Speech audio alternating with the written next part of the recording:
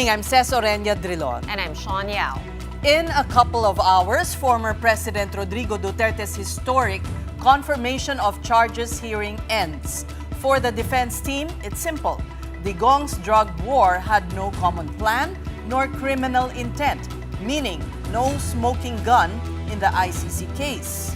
The victim's lawyers, of course, believe otherwise. Using Duterte's very own words against him, the prosecution painted a drug war that was systematic, criminal, and so pervasive it even spawned a culture of impunity among millions of Filipinos.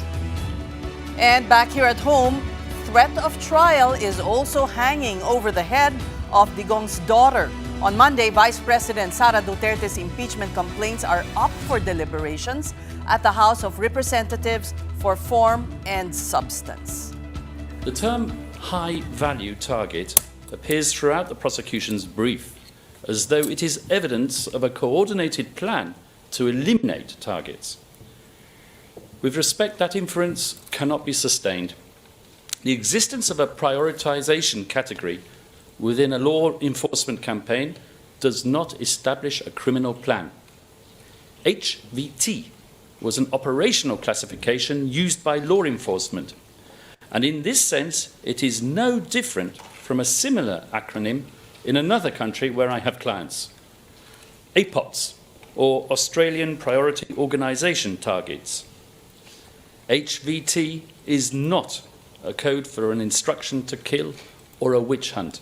It's time for him to take responsibility for these crimes he brags about and glories in. Can we go to the next one quickly? I think I got about 3 minutes. James. This is tab 146.2. It's a quote from a speech on August 16th, 2017. What did he say? Quote, "I know I will have my own downfall. I cannot be president forever. I know that they will demand to answer for all this dead." End quote.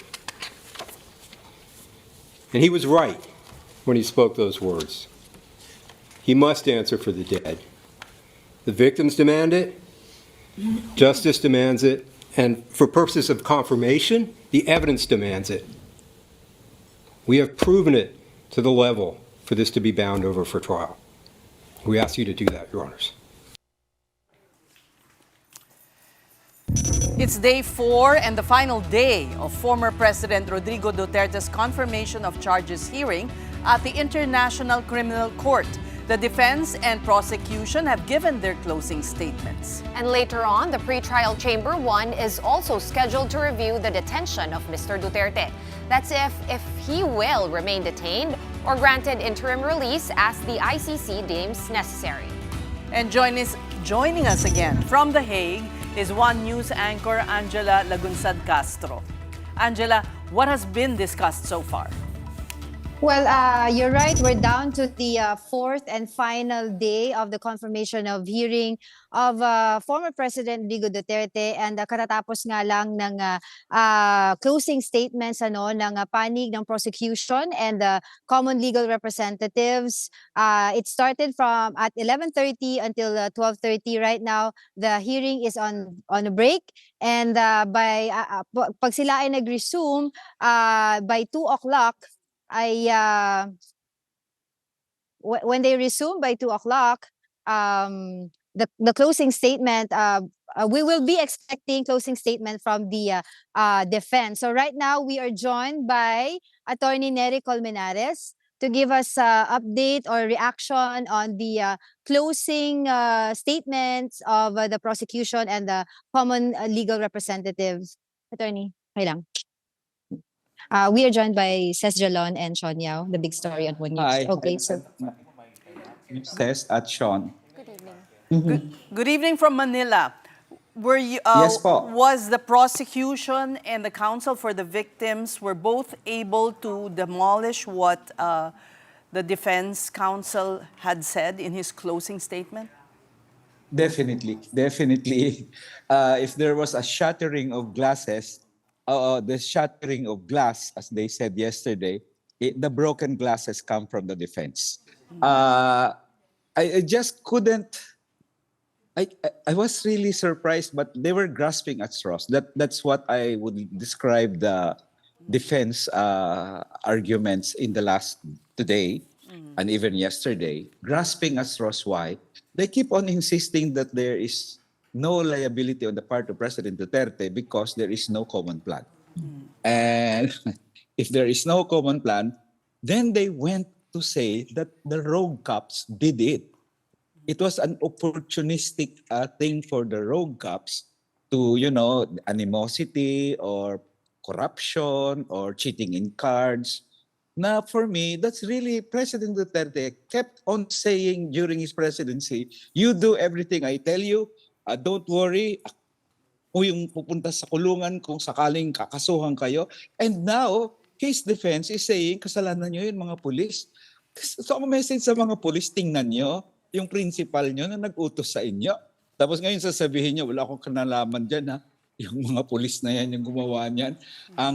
They insisted it kahapon lalo na, sabi niya, sa barangay clearance operation, wala kayong proof na may command siya from above. Discretion na yun ng ground commanders, which is probably true in the sense, but the command has already been decided long before the barangay clearance.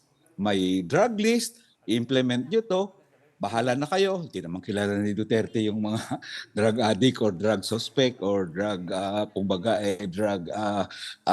syndicate sa barangay. So, parang grasping at straws talaga kasi parang ngayon bigla na lang baliktad ang depensa at sabihin na gawa-gawa lang yun ng mga rogue cops ang mga patayan na yun. In other words, you're confident that this will go into a full-blown trial? I think so. There's no way that the PTC will say, oh, there was no common plan pala. These are random acts of policemen who got up the wrong side of the bed this morning. So I don't think they will say there's no written order. That's what the prosecution just said. In crimes against humanity, there is really no written order. And he cited the example which he and Kaufman were together, that is in the International Criminal Tribunal of the former Yugoslavia, wherein the issue of Srebrenica was mentioned. And he said, actually, no, they didn't really write it down in a legal paper and say kill. The order was given verbally to the selected, subordinate. So I think that the insistence that a written order be produced is really unrealistic on the part, especially since, for example, was there really a command on the part of Duterte per individual hitman to kill, like, say, if there's 7,000 targets, 7,000 hitmen? I don't think so. Hitler didn't personally command whoever is going to execute the German opposition or the LGBT in Germany and so on. On all three I don't think charges, the court will attorney? be convinced by that. Okay. On all three Yes. charges, you think it will proceed to trial, and you think all three charges will be confirmed? Yes. For me, that is, there is no way that the defense will be able to argue that the Davao Death Squads is just a name given by the media. Therefore, there is no such thing. I don't think the court will be convinced by that. And then the high-value target. Yeah. Oh, it's a high-value target in terms of priority. Priority for what? For us, it simply means priority for execution. And of course, the barangay clearance, that's where he said, oh, well, rogue cops in the barangay clearance, it's rogue cops kasi Duterte didn't personally order the barangay clearance and targeted the persons to be killed there. So it's really, for me, grasping at straws. For the high value target, sabi ni Kaufman, 'di ba? It's a procedural framework. Even other countries have HVT. Yes, correct. But the other countries interpreted it as priority for, say, arrest or detention or prosecution. But for Duterte, high-value target is precisely the Filipino way of saying target. Target ka. At sa Pilipino, pag sinabing target mo yan, ano yan, bibirahin ka talaga niyan. So, Well, Attorney, yes. we still have to hear the closing statement of Attorney Nicholas Kaufman. That's what is remaining. I got lost about the schedules. I thought Yeah. he was given he will still He speak. will still speak. I got lost there because the tribunal said, "Oh, you have 20 minutes." So anyway, even if he's going to do that, I think he will be remorseful. He mentioned a Supreme Court case where the lawyers in the petition are present. He was really cut down to pieces by what Gilbert Andres said. Attorney Gilbert Andres quoted a lot from that, Yes. what he called the Yes. notice of resolution of the Supreme Court, although it didn't give a final ruling, however. Yeah, in the Noy case. But there were lots of statements by the Supreme Court on the issue. Like, for example, is it a policy? Well, the Supreme Court said, well, you treated it as your accomplishment. So isn't that a proof that it is your policy to kill drug suspects in a sense, right? So I don't see how Kaufman will get away with this by. Well, I think he was really saying, I didn't. I should. I don't know, but for me, if I'm looking at it from a legal point of view, for me that was a mistake. But of course, it's up for the defense to say whether they committed a mistake in citing on the record a Supreme Court decision, which was used on the record against them. Attorney Kaufman also pointed out in particular to this supposed phone conversation overheard of former President Duterte giving an order, Yes, yes. and said that Well, was insufficient. Yeah. Well, he can claim insufficiency of evidence. First, there are many evidence with or without this testimony. Secondly, the testimony of a witness that it was President Duterte on the phone, for me, can be understood in the context of the Philippines. How would Duterte really order somebody? Is it face-to-face always? No. Duterte has always flaunted his power. Duterte has always been arrogant in terms of, I survived this for 40 years in Davao, I will survive this again. So he thinks he was invincible. And that's the problem with people who were in power for so long, untouched, like during the Arroyo days. They became careless. And so they would call and Kaufman said, do you think the President of the Republic would make a phone call? A simple phone call? Duterte doesn't really care. He even announces it in public TV, how much more is just a mere phone call. So there is a lot to learn on the part of the defense, on the context and the current conditions in the Philippines. And I think an argument that there was no order, no common plan, it was merely done by rogue cops for personal animosities, then I think they will fail. The court will confirm the charges. Once again, the prosecution replayed the final speech, actually, of President Yes. Duterte before he was brought to The Hague. And Yes. could this be dismissed as bluster, this speech, where he said na itayo siya ng monumento sa tabi ni Rizal? However, the defense will say, it's just bluster, which has been all their argument all the while, di ba? Hyperbole lang yon, it's bluster, a joke. Na sinatter naman ng prosecution yan and yung victims counsel na sa Pilipinas, presidente ka, what you say is isusundin yun. At ang policy statement ng presidente is in public, in media, not only in written terms, but in media. So, yeah, I guess yung pag sinabi nilang bluster, I think they will lose that one too, because I don't think the court will come out with a decision and say, oh, well, it's actually just hyperbole, it's just a bluster, it's just a joke. He didn't really intend to kill people. I don't think the court will go that way. Attorney, to circle back to your point about that phone call that a witness heard, some would say it's hearsay, and I think that was a point that Attorney Kaufman was trying to establish. He even gave other examples, bukod pa doon, even with what happened in the jail cell of Mayor Espinosa and Raul Yap. Ganun din po yung point niya. Is hearsay enough to bring this really to full trial, and you believe that it is? It was very pathetic. What the witness will testify is not hearsay in the sense that did that call actually, yes, witness can testify, yes, there was a call from the president. Of course, the defense will say, well, allegedly the president, but you don't know. Well, at the very least, the witness can say that yes, there was a phone call from a person who is the mayor of Davao, as was mentioned by the other, and I saw the phone call.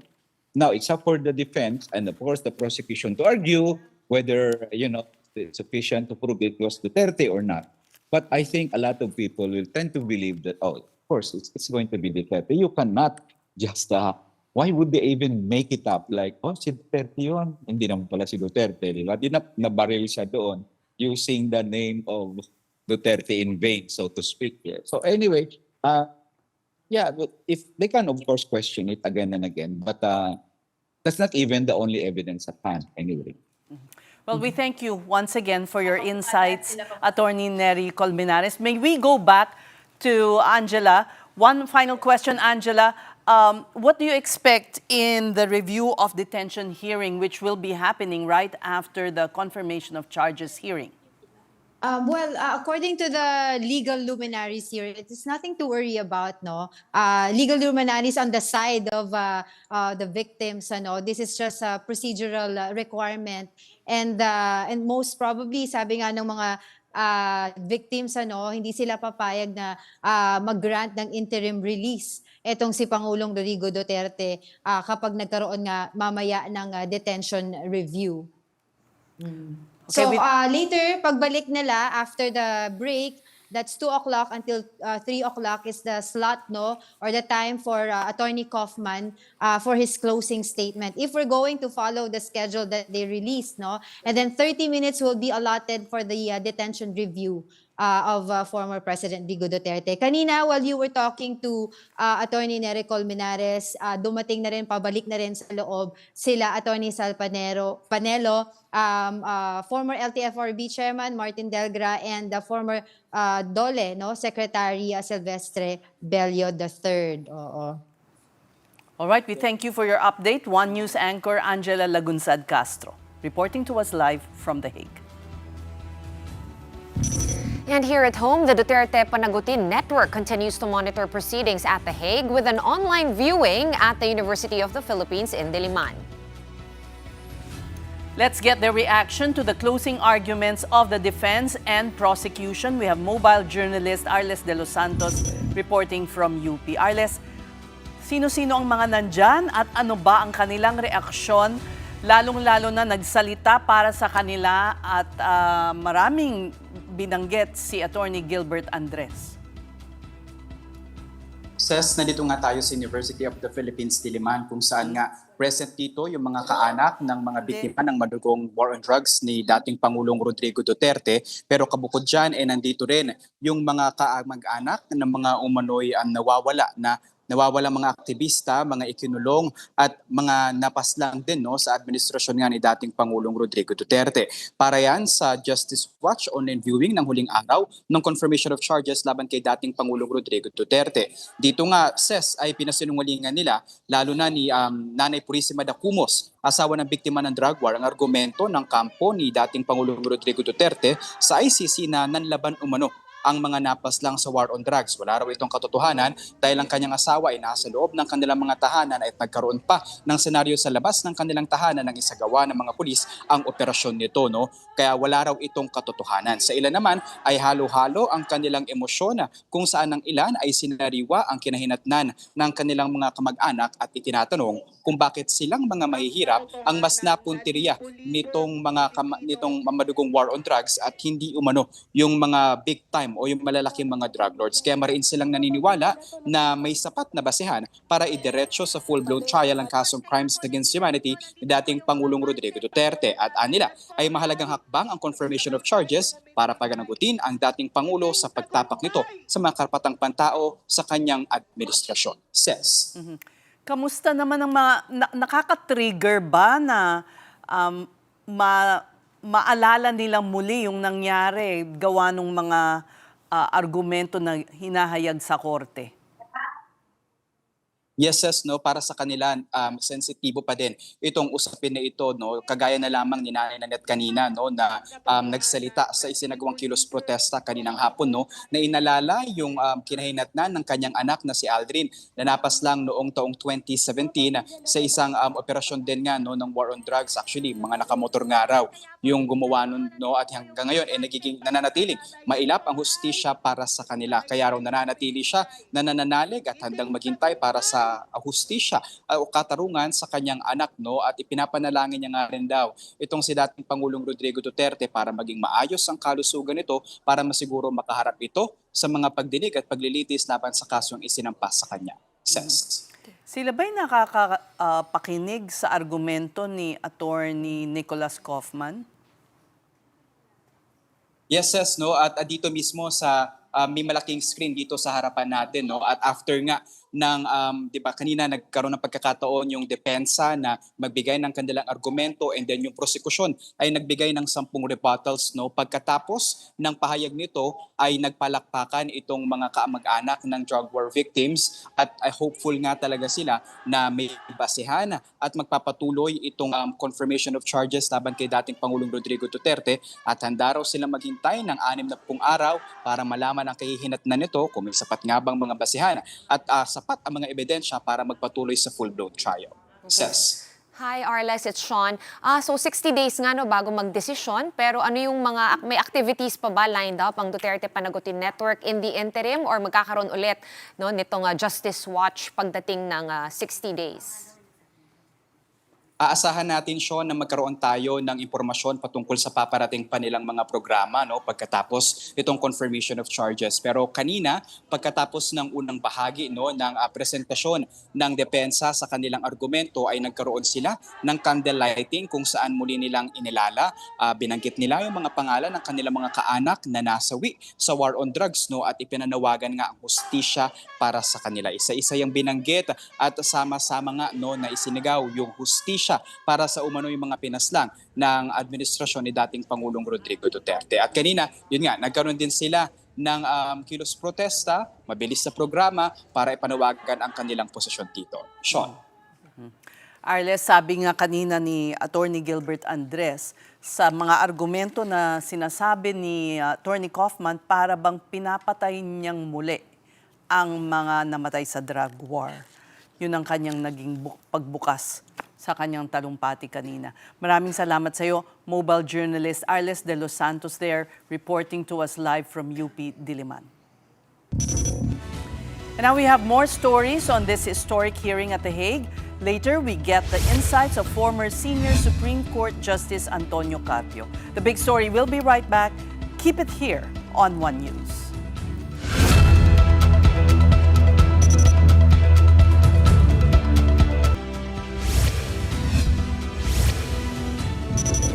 The big story is back with the final hour of Duterte's pre-trial proceedings happening at around 9 this evening. At this point, we take a look back at this historic hearing at The Hague and the very powerful words that defined it.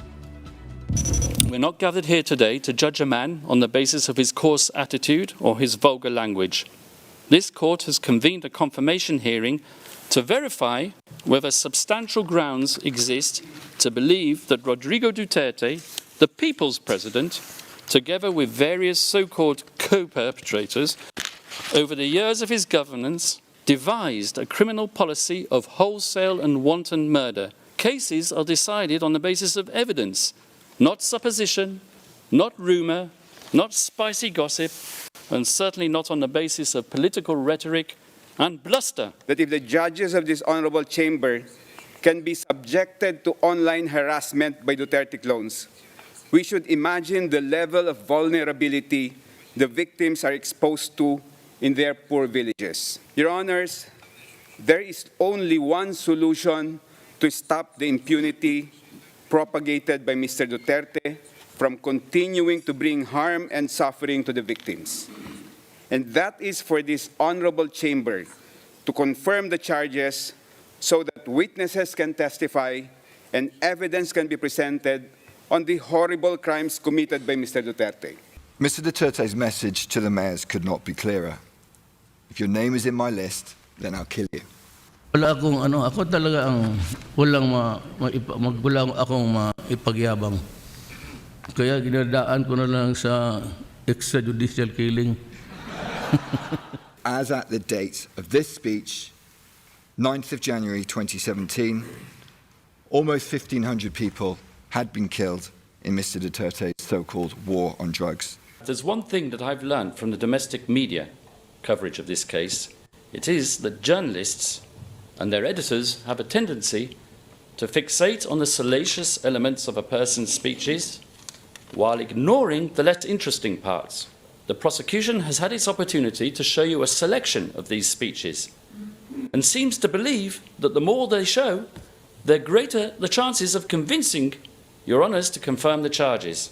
Mr. Rodrigo Duterte should not remain in detention for years to come simply because the prosecution cannot make out substantial grounds to believe that this individual committed the crimes with which he is charged.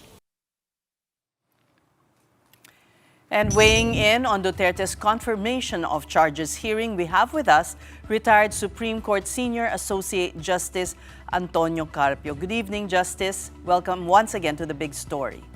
Good evening. Good evening to our viewers. Attorney Gilbert Andres quoted from the Supreme Court Notice of Resolution in 2017. You were with the court at that time. This? That is correct. And, well, this notice of resolution was also quoted. Each side picked excerpts from that decision of the Supreme Court. Well, they can cherry pick what they think will support their position. But in that resolution of the court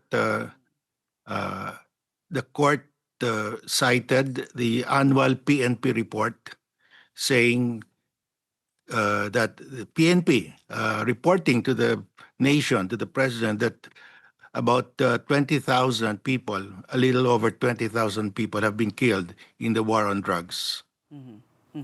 And that's an official publication, official report to the president. That was taken from the website of the Office of the President. And so, what do you think of both sides so far? Who made a better argument? Well, the prosecution very clearly presented an overwhelming case to proceed with the trial. The evidence that they intend to present, which they cited, are, I think, more than sufficient to take this case to the next step, to the trial proper. And in the case of Attorney Kaufman, did he poke any holes at the case of the prosecution? No, I don't think he did. He was saying that the president was just joking, but we all know that the president repeated these very statements in the hearings at the Senate and at the House, and he repeated these statements under oath. So you cannot say that he was joking because it was under oath. It was a formal proceeding. And do you think, Justice Carpio, that all three charges will, in fact, be confirmed, or are some charges or arguments made for the charges stronger than others? Well, I think they will all be confirmed. The evidence that was listed and will be presented by the prosecutor is simply overwhelming, and it does not. The list of evidence does not even include the confession under oath by former President Duterte before the Senate and House hearings. There was much debate and back and forth about the word neutralize and what it really meant. Yes, well, if you talk to the military, neutralize means to kill. If you talk to the police, neutralize means to kill. And because of that PNP circular to neutralize the drug pushers and drug addicts, thousands of these people were killed extrajudicially. So it was written, and the result was death, extrajudicial killings. Was it sufficient justice for them to present that circular about the Oplan double barrel and Oplan Tokhang when they said that that did not really connect the dots to President Duterte? Well, President Duterte said kill, kill, kill. He said pag lumaban, patayin ninyo. Pag hindi lumaban, bigyan ninyo ng baril para lumaban. So he cannot disassociate himself from the war on drugs. That is his flagship project. Justice Carpio, I wanted to get your thoughts on the co-perpetrators. They were mentioned quite a bit also over the past 4 days. Do you think that it's only a matter of time before cases are also filed against some of them maybe? Well, you mean warrants of arrest? Yes, that will be automatic. If you are made a co-perpetrator, the warrant of arrest should be issued. But they will publicize that, they will announce that when the co-perpetrator is arrested. Well, Senator Bato has been waiting for that. In fact, he's been in hiding and now faces an ethics case in the Senate. But the warrant of arrest has not been forthcoming. No, you cannot say that because they will not publicize it until they arrest the person. And a lot So the reason why Senator Bato is not showing up because he believes the warrant of arrest is there already. Another reason that his attorney, Israelito Torreon, gave us when we spoke to him here about why Senator Bato has not made himself available is because he's also waiting for the Supreme Court to make a ruling to clarify kung ano ba talagang gagawin. Dadaan ba sa local courts or hindi? In your opinion, Justice Carpio, has the Supreme Court actually given enough answer to that? Right. And if I may add, Shawn and Justice, the Senate also wants a resolution, to pass a resolution asking that the local courts prevail before, an arrest warrant is, I guess, served. Well, on the first question, I think the Supreme Court said that unless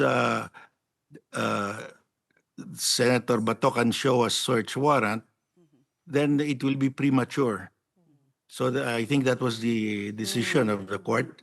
And in the case of the Senate resolution, it cannot amend the law, the Republic Act 9851 on the Philippine International Humanitarian Law, which authorizes the government to surrender an accused or a respondent to an international tribunal or to prosecute that accused here in the Philippines.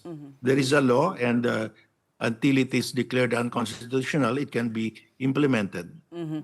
I'd like to ask you, Justice, your thoughts while watching the proceedings, because there has been much debate also about whether this should have been heard in the Philippines.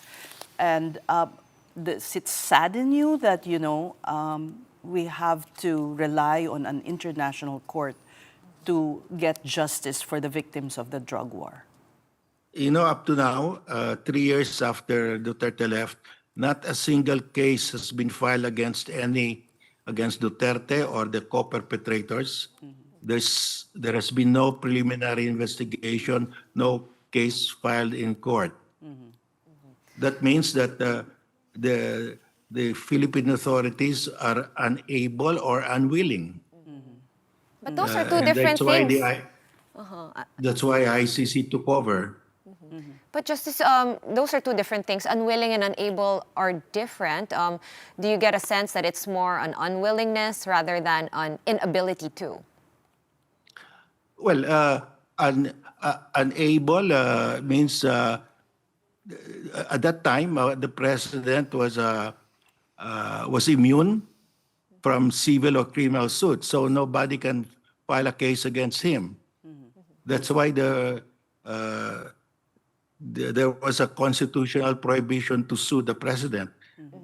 After he left office, no case was also filed. What does that say about the state of, justice in the country, our justice system? That's why the ICC is there, just in case there is a failure by any of the states to prosecute or investigate people who should be prosecuted for crimes against humanity. That's precisely why we have that ICC. Some quarters are also suggesting justice to amend, maybe make some amendments to RA 9851. That is our law on international humanitarian cases. Do you think it is time that we update that law, RA 9851, and maybe even consider rejoining the ICC? Well, I think it's better just rejoin the ICC because, we left the ICC by just the act of the president alone. Before you can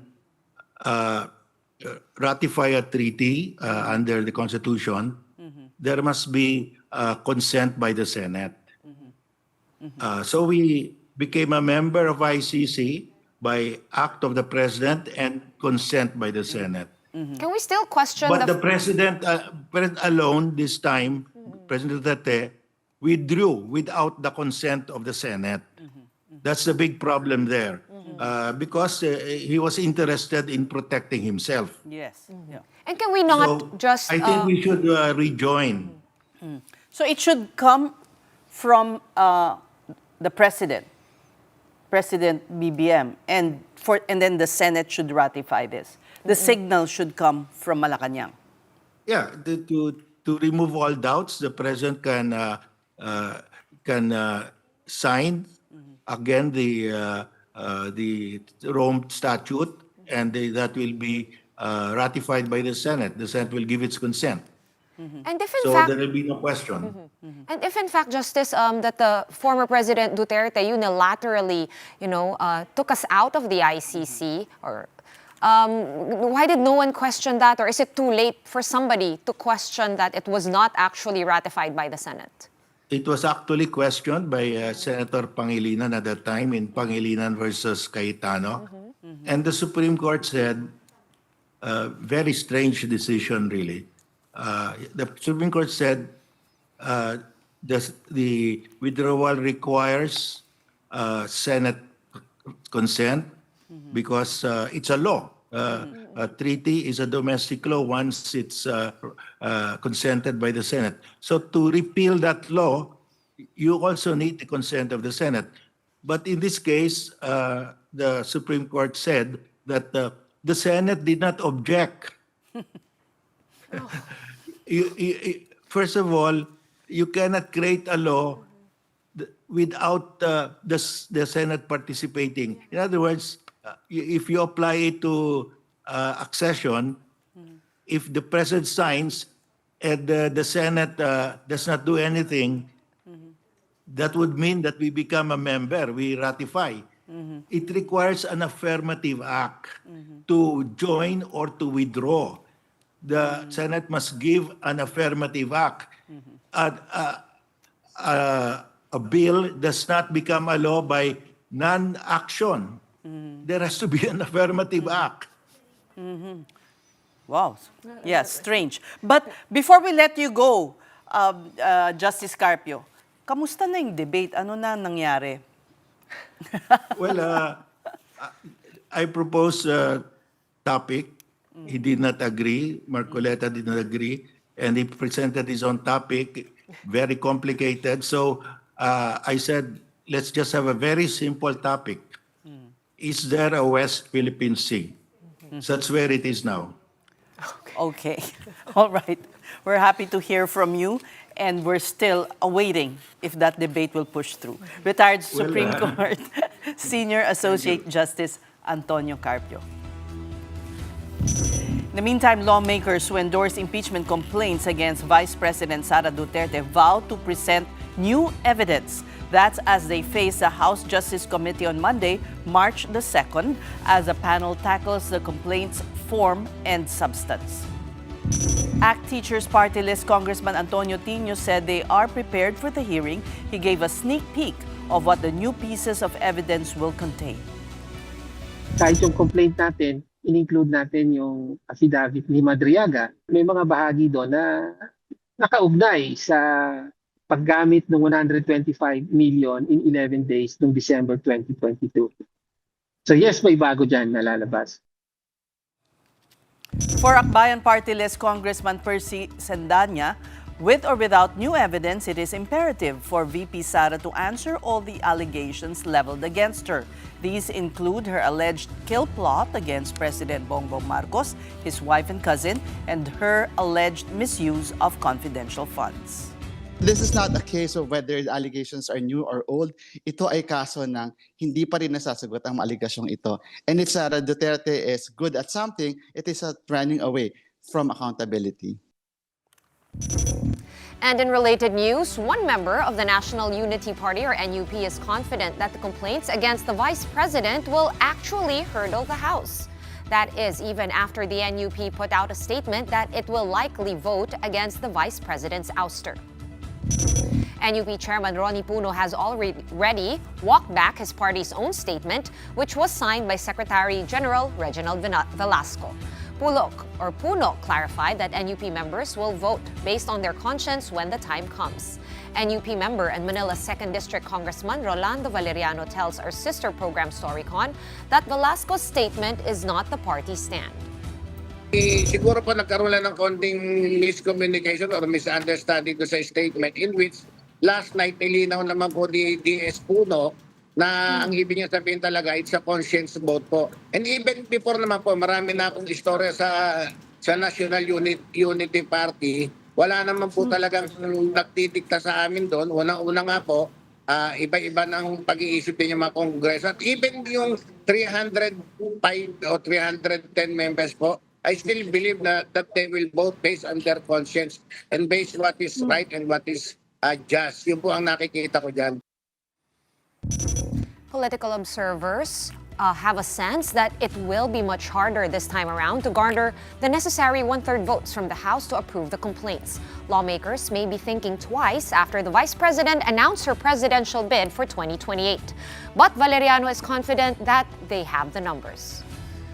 Marami na rin po ako naririnig na ayon sa, in favor of impeachment. Kaya I think makakakuha po ng 105 dahil 300, 1/3 lang po eh. Mukhang kaya po makuha sa Kongreso yun. Ayon sa pagkakabasa ko, halos wala naman pong naiba doon sa nakaraang taon. At kung matatandaan nyo po, hindi naman tinakel ng Supreme Court yung laman ng impeachment. So, pero kami po, nabasa na ho na medyo naiba lang yung style pero still believe yung magic number na 105 kaya pong makuha. And even sa Committee on Justice, naniniwala ako na magkakaroon ng substance and sa forms. You're still watching the big story here on One News, and coming up, some fun and later fighting words from the Palace press officer to the Vice President and former President Duterte's lead counsel. Hear them in full when we return. Stay tuned.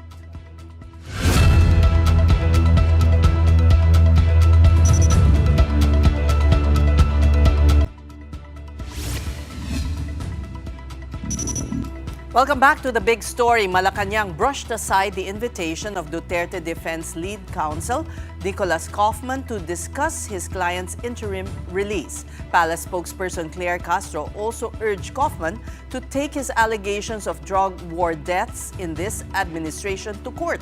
Mobile journalist Julie Baisa with the story. Why does Duterte's lead counsel Nicolas Kaufman keep on name-dropping President Marcos in his arguments? This was the palace's reaction to the defense lawyer's latest statements in his presentation of merits.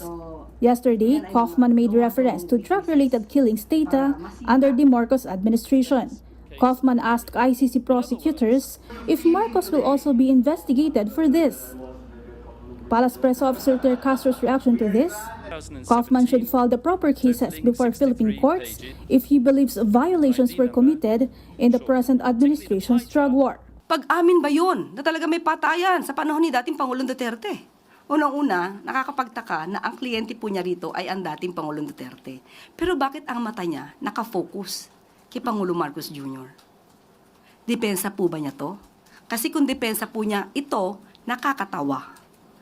Pero kung may basihan ang sinasabing ito, ang Pangulo, alam po natin, ayaw po ng marahas na paglaban sa illegal na droga.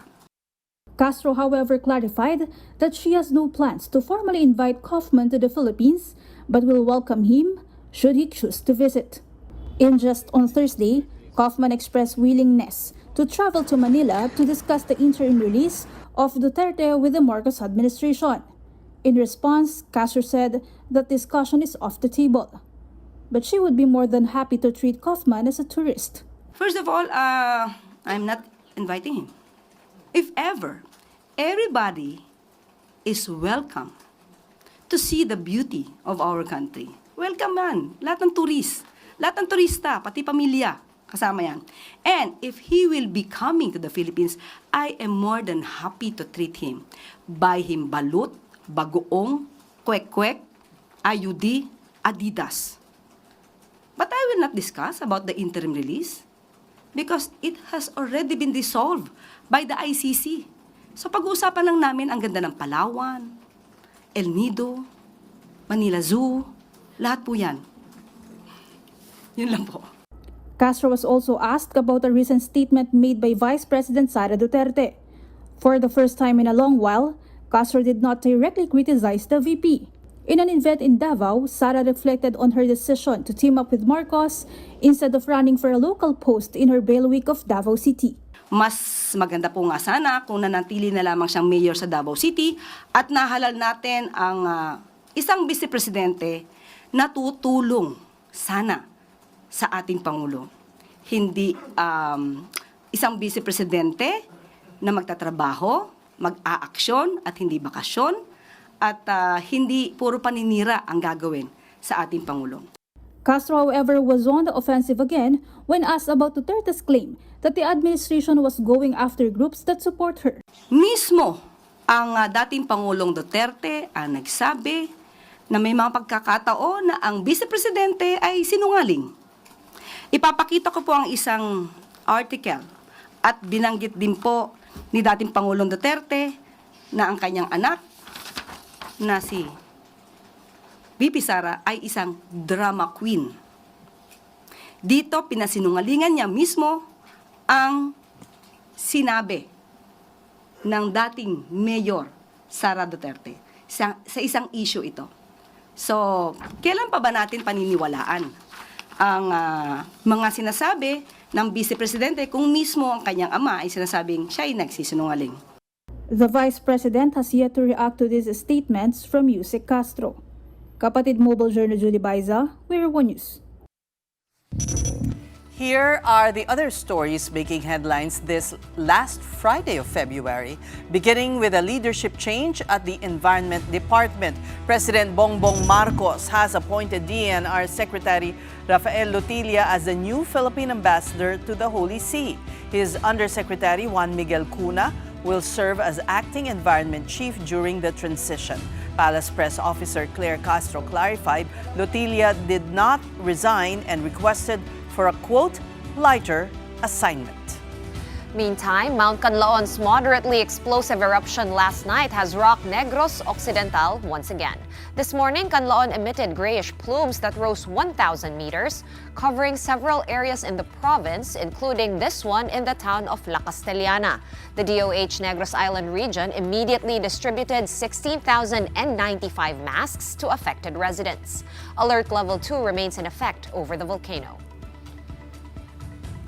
Now on to another volcano, this time Mayon. A pyroclastic density current event hit the Albay Mountain just this afternoon. Alert Level 3 prevails over Mayon, with residents prohibited from entering the 6-kilometer permanent danger zone. And in business, Pag-ibig members should expect higher returns as the state-run fund declares 64.34 billion pesos in dividends for 2025. This is Pag-ibig's biggest payout in its 45-year history. With this, regular savings dividend rate is now up to 6.62%, while modified Pag-ibig 2 or MP2 savings rate have climbed to 7.12%. Pag-ibig says this reflects a, quote, solid financial position and strong performance.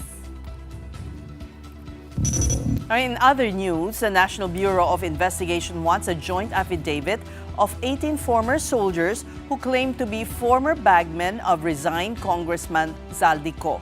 NBI Director Melvin Matibag says his bureau has the primary responsibility to probe the accusations. Chief among them are kickback deliveries worth 805 billion pesos supposedly made to several politicians, including President Marcos. Lawyer Levi Baligod has already submitted the soldier's affidavit to the Ombudsman yesterday. Narinig ko dun sa inyo, sinasabi ni Attorney Baligod na ang pwede lang kasing mag-imbestiga dito sa issue na to ay mayroon lang jurisdiction, Ombudsman. But with all due respect kay Attorney Baligod, dalhin sana nila dito yung issue. That is something na within our mandate. Kaya I gave a directive already to investigate. We have initial findings that unahan ko na, hindi ko pa pwedeng ilabas sa inyo because of the sensitivity, But we have findings already. Meantime, personalities being implicated in the money delivery scheme are threatening to sue. National Security Advisor Eduardo Año is among them. Año accused of receiving a paper bag full of money, called the allegation laughable. And let's end the show this week on a light note, shall we? The MVP Group brought together artists from different networks for its first all-star celebrity basketball game. News 5's MJ Marfori tells us more. From courtside to the hard court, star power filled every corner of showbiz and sports at the first ever MVP Olympics All-Star Celebrity Basketball Game. One of the scene-stealing moments was the fun exchange between Herlene Budol and Bol Bol before the game started. MQAA stars were also present. The celebrity ballers impressed the audience, proving they're not just good actors, they're also fierce on the court, like JC De Vera, David Licauco, Dylan Minor, and Lance Scar, who scored the most points in the game. It's actually a dream come true. Kasi dati nung grade school ako, high school, I've always wanted to be a player, basketball player, professionally.